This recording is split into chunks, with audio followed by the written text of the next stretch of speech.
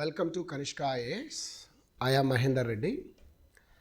మనం నిన్న అనగా డిసెంబర్ 15, 16 2 రోజులు ఈ యొక్క గ్రూప్ 2 ఎగ్జామ్ అనేది జరిగింది Telangana state public service commission. So దాదాపు ఒక 2 years పైనే పట్టింది ఎగ్జామ్ ప్రాసెస్ అంతా జరగడానికి మనకు. సో ఇప్పుడు దాని గురించి మనం చర్చ ఏంటి అనే దానికి చూస్తే ప్రతి ఒక్కరికి ఈ 4 పేపర్లు రాసిన తర్వాత కట్ ఆఫ్ ఎంత ఉంటుంది అనే ఒక చర్చ అనేది బయట మొదలైంది. చాలామంది అభ్యర్థులకి క్వశ్చన్ పేపర్స్ ఎక్కడ డిఫికల్ట్ అయ్యాయి, ఎందుకని కట్ ఆఫ్ పెరగడం కానీ తగ్గడం కానీ జరుగుతుంది అన్నది చూస్తే మనకు యాక్చువల్గా Telangana state public service commission వచ్చిన తర్వాత ఇది 2వ నోటిఫికేషన్ అన్నది మనకు తెలిసిందే. మొదటి నోటిఫికేషన్ 2016లో జరిగింది. ఈ 2016లో జరిగిన నోటిఫికేషన్ను మళ్ళీ ఇప్పుడు 2024లో ఎగ్జామ్ జరిగింది. అంటే ఆల్మోస్ట్ ఒక డికేడ్ పట్టింది అనుకుందాం మనం. అంటే ఇంకో 8 years అయితే దాదాపుగా జరిగింది అనుకుందాం. సో ఇక్కడ ఇప్పుడు లాస్ట్ టైం యొక్క నోటిఫికేషన్కి సంబంధించిన కట్ ఆఫ్లతో పోలిస్తే ఈసారి కట్ ఆఫ్లు జనరల్గా అయితే పెరగాలి కానీ కొంచెం తగ్గే అవకాశం అయితే మనకు క్లియర్గా కనిపిస్తుంది.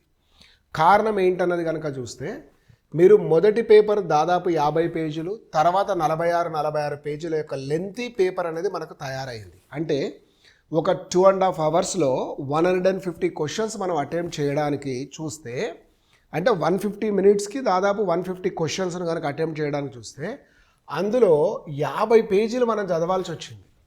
పైగా ఇది చాలా హెట్రోజీనియస్ సబ్జెక్ట్స్ ఉన్నాయి ఇందులో. అంటే మనకు కొంత జాగ్రఫీ, సొసైటీ, తర్వాత English, current affairs, science and mental ability, ఇట్లా చూస్తే వైడ్ వెరైటీ ఆఫ్ సబ్జెక్టులు కనిపించాయి. పైగా అందులో కూడా చాలా ఇన్డెప్త్గా అడిగాడు. నిజానికి కరెంట్ అఫైర్స్ లాంటివి కనుక మీరు చూస్తే చాలా లోతుగా వెళ్ళి అడిగినట్లుగా కనిపించింది. సైన్స్ అండ్ టెక్నాలజీ కూడా అలాగే ఉంది. ఇంగ్లీష్ కానీ మెంటల్ ఎబిలిటీ కానీ మనం టచ్ చేసామంటే దాదాపుగా ఒక 3 నిమిషాల సమయం పోతుందేమో క్వశ్చన్కు అన్నట్టుగా అభ్యర్థుల అభిప్రాయం కూడా మనం సేకరించిన దాంట్లో కనిపించింది.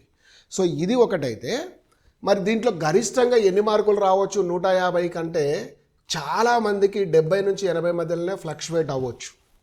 కొంచెం బాగా చదివిన serious and rank expect candidate స్కోర్గానే చెప్తున్నాను. ఇంకొందరికి డౌన్ అయినా అవ్వచ్చు. ఎబ్నార్మల్గా ఎవరికో ఒకరికి వచ్చి ఉండొచ్చు 90 అట్లా, కానీ జనరల్గా మాత్రం అన్ని మార్కులు వచ్చే అవకాశం తక్కువగా కనిపించింది. ఎందుకు అంటే పేపర్ డెప్త్గా రావడమే కాకుండా స్టేట్మెంట్ వైజ్గా రావడము, కొంత ఇన్ఫర్మేషన్ బేస్డ్గానే ఉంది. అంటే ఎనలైటికల్ అన్న కూడా ఇన్ఫర్మేషన్ బేస్డ్, ఇదంతా కూడా కంప్లీట్గా మెమరీ బేస్డ్తో కూడిన క్వశ్చన్ పేపర్గా కనిపిస్తుంది. పేపర్ 2కి వచ్చే వరకు కూడా మీరు ఇందులో Indian history and Telangana history రెండింటికి అబ్జర్వ్ కనుక చేస్తే కొన్ని క్వశ్చన్స్ పూర్తిగా అంటే రీసెర్చ్ ఓరియంటెడ్గానే కనిపించాయి. పైగా మనం ట్రెడిషనల్ అంటే చాలా questions, majority of the questions traditional historian ఓరియంటేషన్లో వచ్చినప్పటికి కూడా, లేదా ట్రెడిషనల్ హిస్టరీ బుక్స్ మనం చదివి ఉన్నప్పటికి కూడా స్కోరింగ్గానే కనిపిస్తున్నా కొన్ని క్వశ్చన్స్ను మాత్రం మనం అటెంప్ట్ చేయలేని స్థితికి తీసుకెళ్ళింది. ఎక్కడి నుంచి సోర్స్ అంటే నిజానికి చాలా ఒరిజినల్ సోర్స్లోకి వెళ్ళిపోయాడు. చాలా ఒరిజినల్ సోర్స్లోకి వెళ్ళిపోయిన దగ్గర మాత్రం స్టూడెంట్ అంతగా చదవడం అనేది సాధ్యం కాకపోవచ్చు.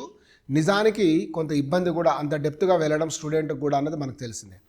పాలిటీ అనే దానికి విషయానికి వచ్చే వరకు స్టూడెంట్స్ యొక్క అభిప్రాయం ప్రకారం కంపారిటివ్ హిస్టరీతో పోల్చినప్పుడు కానీ సొసైటీతో పోల్చినప్పుడు కానీ మనకు మార్క్స్ ఎక్కువగా వచ్చే అవకాశం ఉంది అన్నది అనుకున్నారు.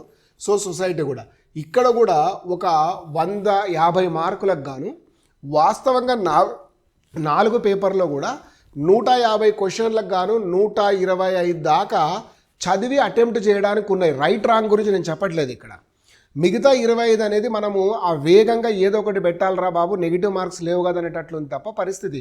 నిజానికి ప్రతిదానికి క్షుణ్ణంగా చదివి ఎలిమినేషన్ చేసి పెట్టడం సమయం అయితే లేదు అక్కడ. కాబట్టి దాదాపు 4 పేపర్లో మీరు 125 దాకానే అటెంప్ట్ ఒరిజినల్గా చేసి ఉంటారు. మిగతా 25 మాత్రం రబ్ చేయాల్సి వచ్చి ఉంటుంది. ఒక సీరియస్ క్యాండిడేట్ అసలు ఏమీ ప్రిపేర్ కాకుండా ఎగ్జామ్కి వెళ్ళినప్పుడు 3 నిమిషాలు ఎగ్జామ్ అయిపోతుంది. అది వేరే విషయం, దాని గురించి ఇక్కడ చెప్తున్నది. రైట్, ఇది ఒకటి అనుకున్నప్పుడు పేపర్ 2లో కూడా చాలా వరకు మనకు 100 నుంచి 110 మధ్యలోనే మంచి స్కోర్స్ ఉండొచ్చు. అంటే ఒక జాబ్ రావడానికి అవకాశం కలిగినంత అన్నది మనకు తెలుస్తుంది. తర్వాత ఎకానమీ పేపర్ కూడా మళ్ళీ ఏం తీసుకోలేదు గ్రూప్ 3కి, మళ్ళీ అదే ఇన్ఫర్మేషన్ బేస్డ్గానే ఎక్కువగా అడిగాడు, మెమరీ బేస్డ్గానే అడిగాడు. కొంత ఎనాలిసిస్ కూడా ఉంటుంది. క్వశ్చన్ పేపర్ అయిన తర్వాత అన్నీ ఉంటాయి. సో ఇక్కడ కూడా required a lot of memory అన్నది మనకు వెరీ క్లియర్గా కనిపిస్తుంది. సో ఈ ఎకానమీ పేపర్ను కూడా మీరు గమనించినప్పుడు చూస్తే ఇక్కడ కూడా మంచి అభ్యర్థికో 90 మార్కులు దాకా వేసుకోవచ్చు. కొందరు ఎక్సెసివ్ అంటే ఎక్సెప్షనల్ కేసెస్ ఏవైనా ఉంటే అక్కడ ఒక 4-5 మార్కులు అదనంగా వచ్చే అవకాశం ఉంటుంది. మళ్ళీ మనం పేపర్ 4కి వచ్చే వరకు ఇక్కడ కూడా మనకు ఒక 115 దాకా అనేది చాలా మంచి స్కోర్ అనేది మనం చెప్పుకోవచ్చు. అంటే ఈ లెక్కన మీరు చూసినప్పుడు ఏమైంది, 110, 90 అంటే 205 అనుకుందాం. ఇక్కడ కూడా యావరేజ్గా 105 అనుకున్నప్పుడు 205 ప్లస్ 105 210 310 అక్కడ ఒక 83 అంటే దాదాపు 400 మార్కులు కనుక గరిష్టంగా సాధించగలిగితే మనం రేసులోకి వచ్చే అవకాశం మాత్రం పెరుగుతుంది. లాస్ట్ టైం కట్ ఆఫ్లతో పోల్చినప్పుడు ఈ యొక్క కట్ ఆఫ్ అనేది కొంచెం తగ్గే అవకాశం ఉంది అన్నది అభ్యర్థులు రాసిన వాళ్ళు కానీ లేదా ఈ యొక్క చాలా కాలం పాటు ఈ ఆస్పిరెంట్స్కు ట్రైనింగ్ చేస్తున్న అధ్యాపకుల యొక్క ఒపీనియన్ కానీ సిమిలర్గా మనకు కనిపిస్తున్నాయి అన్నది మనం చూసాం. సో ఇది మనం ఒక ఎంత కట్ ఆఫ్ ఉండడానికి ఒక సైంటిఫిక్గా కొంత రేషనాలిటీతో చెప్పబడింది తప్ప ఇదే పూర్తిగా ఫైనల్, దీన్నే టీఎస్పీఎస్సీ పాటించబోతుంది అని కాదు. నేను చెప్పిన అంటే మనం స్టూడెంట్స్తో మాట్లాడి లేకపోతే ఇతరులతో తీసుకున్న దాని ప్రకారం నేను చెప్పిన 400లో ± ఒక 5 వరకు ఉంటే ఉండొచ్చేమో కానీ మరీ ఎగ్జాగరేట్గా దాన్ని దాటిపోయి ఎక్కడికో వెళ్తాడనేది మాత్రం లేదు. పైగా గ్రూప్ 2లో పేపర్ 4 మీద బయట సర్క్యులేట్ అవుతున్న కొంత కాంట్రవర్సీ మీద కూడా మనం మరొక వీడియోని సపరేట్గా చేసే ప్రయత్నం చేద్దాం. Thank you all. Will meet with another video is that how to prepare for the next group 2 based on the at present group 2 question papers. That is the one.